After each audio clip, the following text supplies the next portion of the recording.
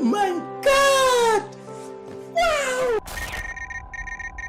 Hello everyone and welcome back to BrickTech Studios Q&A number 4. Today we're going to answer your questions from Instagram and talk a little bit about Halo Infinite's multiplayer surprise release. So let's just jump into the questions. The first question is from Alex the Calzone, who asks, I loved making your Elite and Grunt designs years ago. Will you release new instructions for the Covenant? I have a few new redesigned brick built Covenant figures like the Jackals and the Elites and the Grunts that I can make tutorial videos for, but I never got around to redesigning the Brutes, and I don't know if I'm gonna do that because I want to do minifigures of the Brutes and the Elites and the Grunts, so that's why I haven't, finished that up. But I'm down to make some tutorials on the Elites, Grunts, and Jackals because I have those on hand, and those will be pretty short tutorial videos that are definitely doable. Next question is from Deshunned Bricks, who asks, do you want the Elephant or Grizzly in Infinite? Well, my heart tells me the Elephant, but the Grizzly's really dope from Halo Wars. I've never played Halo Wars before, but I see the Grizzly in my Halo Encyclopedia book that I reference, and it looks really powerful. So maybe in Halo Infinite they will have the Grizzly, but I'd rather have the Elephant because come on, CTF on Sandtrap, the moving bases, you can move the flags right next to each other. That was such a unique play experience on that map, and it was all due to the Elephant. Plus, I'm building the Elephant right now, so I have a lot of bias. Final answer, the Elephant. Wordnoff asks, favorite custom molded Halo man. I can't read. Wordnoff asks, favorite custom molded Lego Halo armor piece from Brickforge, Brick Tactical, etc. Well, I'll have to say the classic Brickforge Spartan armor from 10 years ago or so. That is the armor that has kept me going all these years. It's the armor that I always use in my designs and displays and in my OG YouTube channel.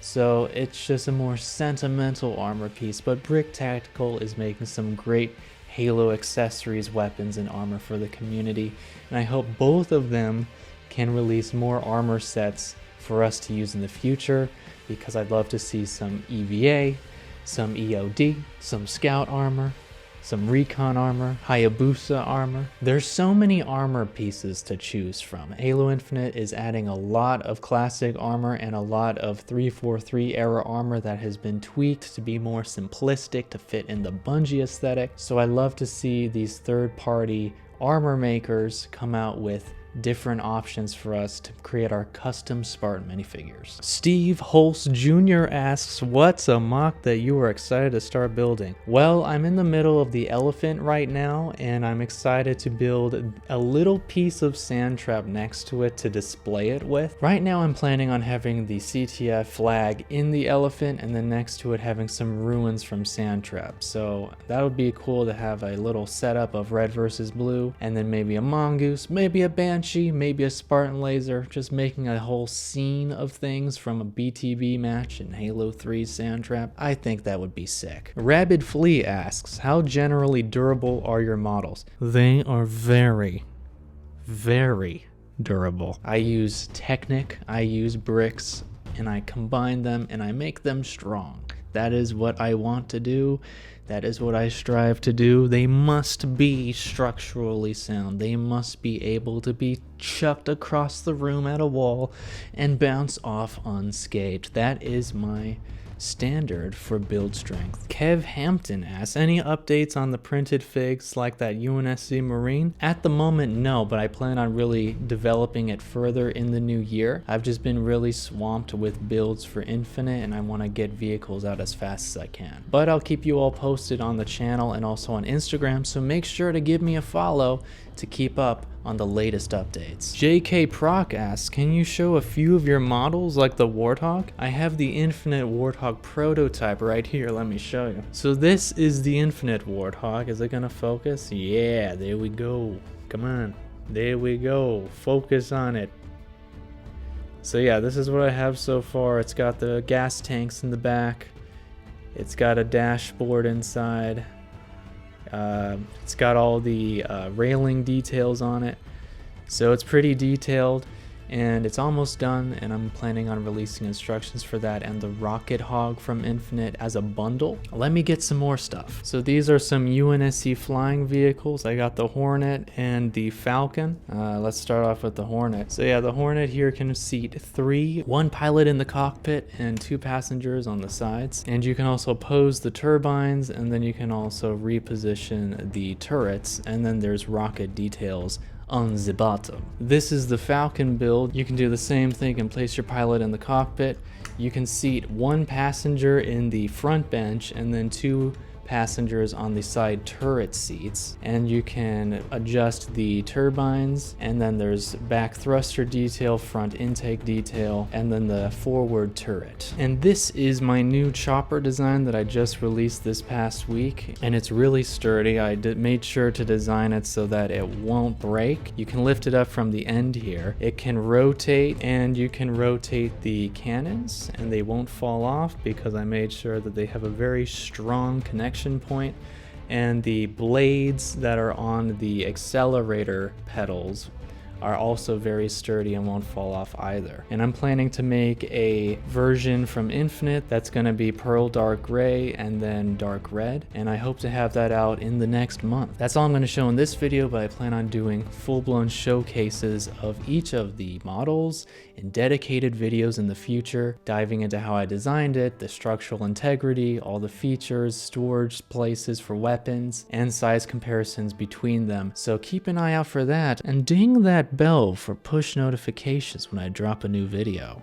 Next question is from Lee TRFRKNO, who asks, do you have plans to build the Spectre from Halo 2? Yes, indeed I do. I actually have plans to do that and the Revenant around the same time, but that's going to come next year after I completed the core Halo Infinite vehicles. Next question is a two-parter from Cult of Christensen, who asks, do you watch any Halo YouTubers? If so, what are your favorite channels? Yes, I do. I watch Green Skull, Late Night Gaming, Hidden Xperia, The Act Man, Ubernick, and I can't remember any others from the top of my head, but yes, I do. I'm very much into the Halo YouTuber scene, and I like the lore videos. Halo Canon is another one. Some of my favorites are Hidden Xperia for his iconic videos, and also Green Skull because, of course, he's an OG in the Halo community, so you gotta support your OGs. And his next question is, would you consider selling your designs as full sets with all the parts included for purchase? I have, and I've actually done that in the past, way back in the LEGO Star Wars TV days, when I was selling the Grunt Battle Packs and Hunter Battle Packs. And I decided against that because in the long run, it costs way more money for you guys to actually get the models, because I have to factor in the price to get pieces from several buyers, the price of shipping from several buyers, the price of materials, the price of shipping to you, the price of packaging, all of these things. And on top of that, the price for pieces is always changing on Bricklink, so the cost is always going to be changing. So I figure that it's a better idea to just sell you guys the instructions, and then you can look in your collections and source parts from your existing collection, and then any remaining parts that you don't have, you can order from Bricklink, because then the bottom line is it's way more affordable for you guys to build the models. Hypers asks, do you do a lot of rebuilds? Yes, I do, because I like to keep my designs updated with the latest parts that are coming available every year from LEGO. And whenever I update my models, I give you guys a free upgrade for the instructions, so you can also partake in the upgraded design. Next question is from Alexander Draculis, who asks, what do you think so far about the Halo Infinite campaign? It is epic. I just saw some videos that came out yesterday from Green Skull & Co, and the campaign looks so good. It made me so excited. Like the cutscenes and their seamless transition from the first-person gameplay to the cutscene and then back to first-person gameplay is seamless. The story looks really good. The characters are really good. The music is back in business and sounding like Halo again, and the designs look like Halo again. So all around, I'm super pumped to get my hands on it come December 8th, and trust me, I ain't leaving my house. Commander the Marin asks, what is your favorite Marine design from the games? That is a tough one because Halo CE is really dope. They have these massive sheets of metal on their shoulders and legs. It's a really funny looking armor set, but that's really dope, and it's in brown, so it's different from the other ones. Halo 2 is cool, but I much prefer Halo 3 because there's way more detail, of course, with the Xbox 360 graphics. There's camo, there's all these different accessories and stuff, and because Halo 3 is my favorite Halo game, of course I have to go with Halo 3. I wasn't a big fan of Halo Reach's armor. Maybe it's because it was the UNSC Army that we were seeing in the game, but I didn't think their outfits were very interesting, and Halo 4 was a mess. They looked like plastic action figures from Power Rangers, and same thing with Halo 5. It was just kind of all over the place, and I don't know what they were doing. They went from something that was very distinct. The whole Marine outfits were very much so, you look at it, oh yeah, that's a Halo Marine armor set. And then they took that and then they turned it into the most generic sci-fi armor imaginable, and it sucked. Next question from the guy in the cape says, Wasp exclamation point? Yes. Matt Collins 1 asks, Pelican question mark? Yes. Okay Photographs asks, favorite 80s and 90s Lego theme? Now this takes me back to my childhood, but it's definitely 100% the Adventurers line with Johnny Thunder and co, because I loved those sets as a kid. They had so many puzzles and traps and little things that you could play out. As a kid, your imagination could run wild with that theme. There were